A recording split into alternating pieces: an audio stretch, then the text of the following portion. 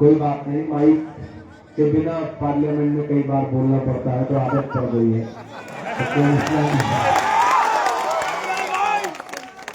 आपके चहेते प्रत्याशी इंद्रदीप चंद्रवंशी जी और हमारा छोटा भाई जिसकी दावत पर, जिसके बुलावे पर आज आपके बीच में हाजिर हुआ, दौलत दिलाए।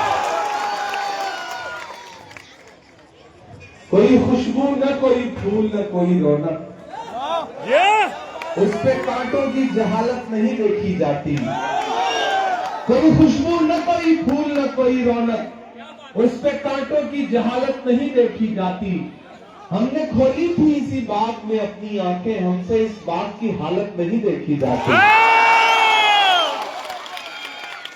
मैं बिहार की राजधानी पटना में खड़ा हूं और पटना शहर में आने वाली एक विधानसभा में आप सबसे मुखातिब हूं और आप बड़ी तादाद में यहाँ इकट्ठा हैं। आने वाली 6 तारीख को आपको अपने घरों से बाहर निकलना है और न सिर्फ कुम्हार के मुस्तकबिल का फैसला करना है बल्कि बिहार के भी मुस्तकबिल का फैसला करना है। मैं बहुत दूर से चलकर के आपके बीच में आया हूं। आप मुझे पहचानते हैं, जानते हैं, मुझसे मोहब्बत करते हैं। कुछ लोग मुझसे मेरी शायरी की वजह से मोहब्बत करते हैं, कुछ मेरे संघर्षों के लिए मुझसे मोहब्बत करते हैं। लेकिन आज मैं थोड़ी सी जरूरी गुफ्तगू करने के लिए आपके बीच में हाजिर हुआ। साथियों, अगर आपको यह लगता है कि आने वाली 6 तारीख को आप सिर्फ एक विधायक चुनने जा रहे हैं तो फिर आप बहुत छोटा सोच रहे हैं।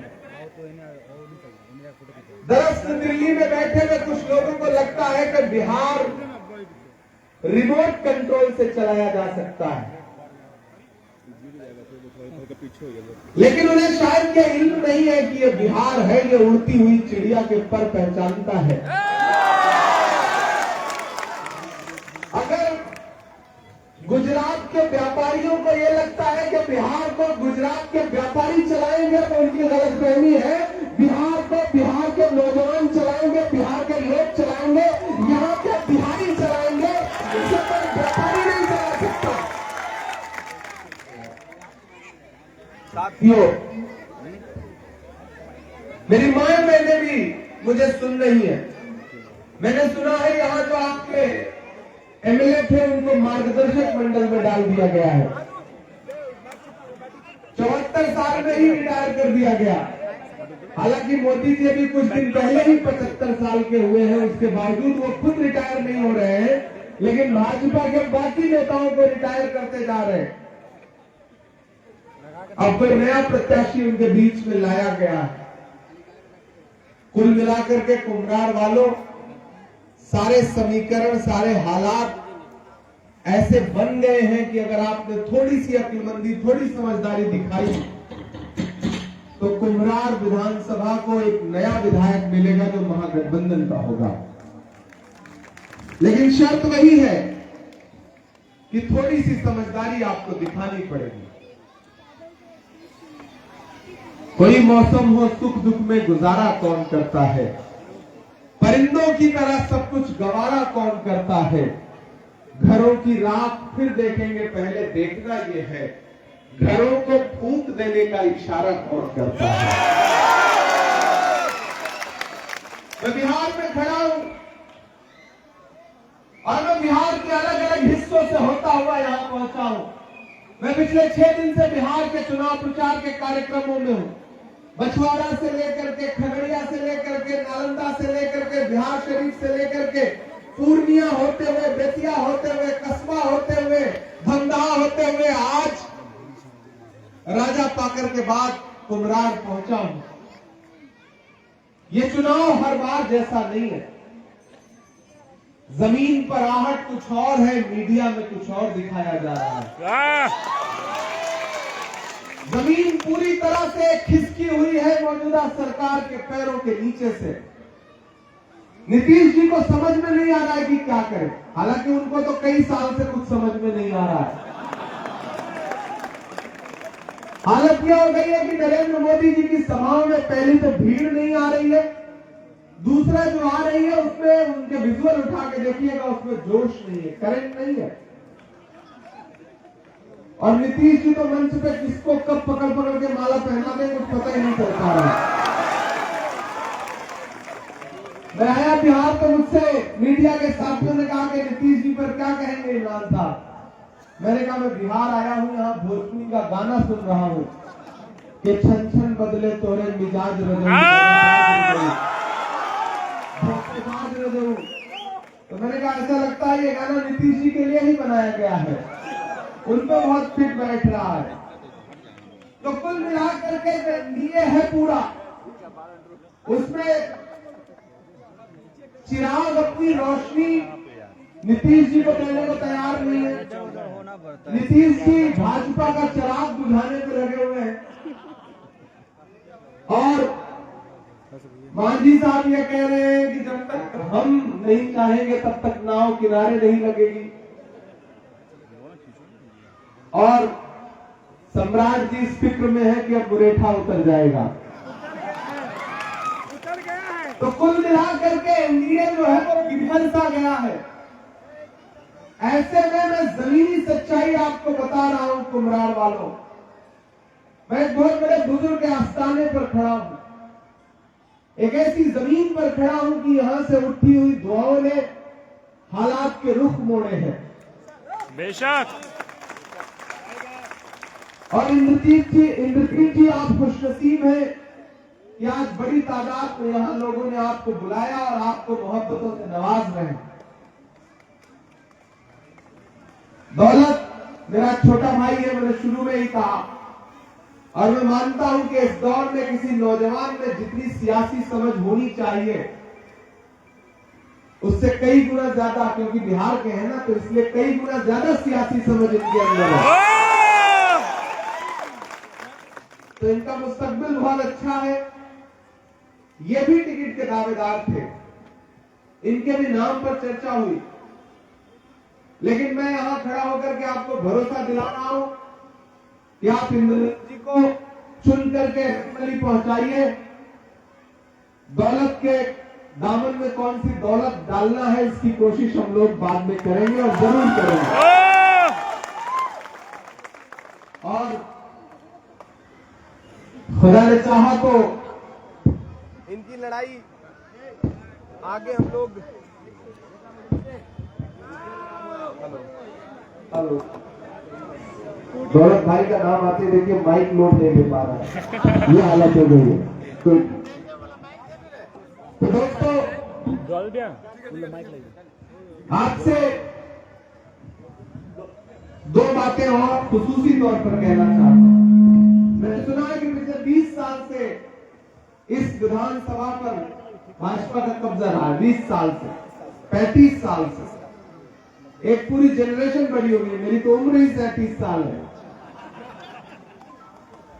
तो दोस्तों ये बदलाव का वक्त है और हालात ये है कि पूरा जो इंडिया अलायंस है वो इंटैक्ट होकर के ये कह रहा है कि हम बिहार को एक नौजवान मुख्यमंत्री देने जा रहे हैं। इधर भाजपा है कि नीतीश जी को मुख्यमंत्री का चेहरा मानने को तैयार नहीं, और इधर पूरा इंडिया अलायंस एकजुट होकर के तेजस्वी जी को मुख्यमंत्री बनाने के लिए तैयार खड़ा है। तो इस बदलाव को, इस आहट को पहचानिए। किसी ने कहा है कि जब तक शेर अपनी कहानियां खुद नहीं लिखना सीखेंगे तब तक शिकारी अपनी कहानियों में खुद को महान बताते रहेंगे। इस बार गेंद आपके पाले में है। अगर आपने समझदारी से फैसले लिए, आने वाली 6 तारीख को घरों से बाहर निकलिए तो यह सोच के निकलिए कि आप सिर्फ इंद्रजीत को वोट देने के लिए नहीं जा रहे, बल्कि आप अपना वोट लेकर के उस मोहब्बत के मसीहा को वोट देने जा रहे हैं जिसका नाम राहुल गांधी है। याद करो, पिछले कुछ सालों में जो नफरत का माहौल पूरे मुल्क में खड़ा किया गया है, उसके खिलाफ अगर जमीनी लड़ाई किसी शख्स ने लड़ी है तो शख्स का नाम राहुल गांधी है।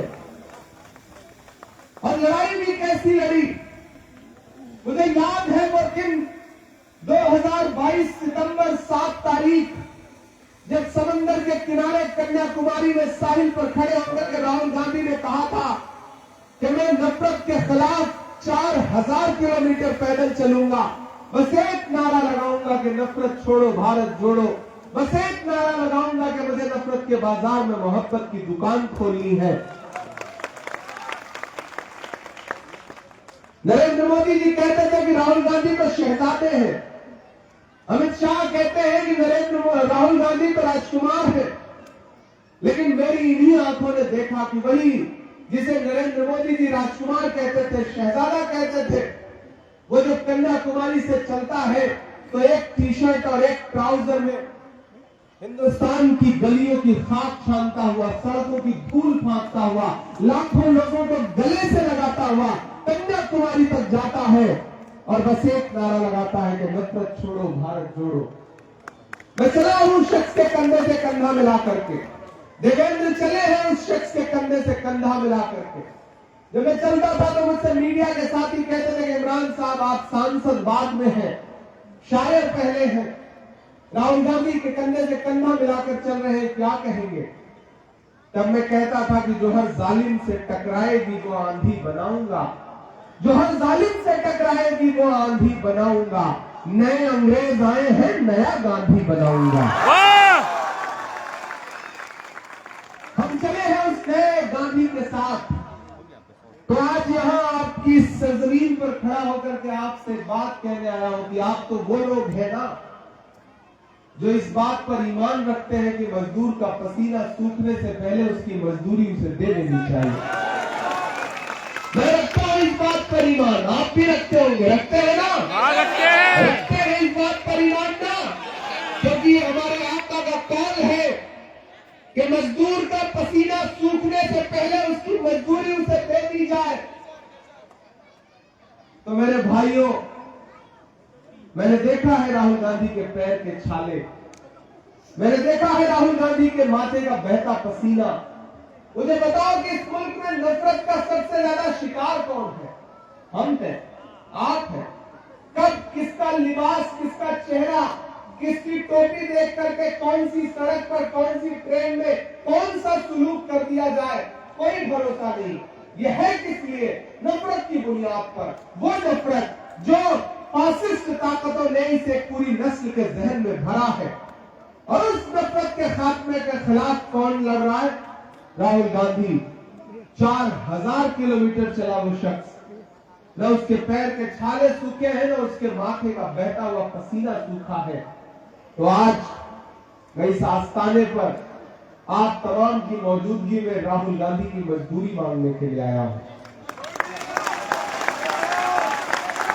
राहुल गांधी ने अपना नुमाइंदा बनाकर के इंद्रदीप चंद्रवंशी को आपके बीच में भेजा।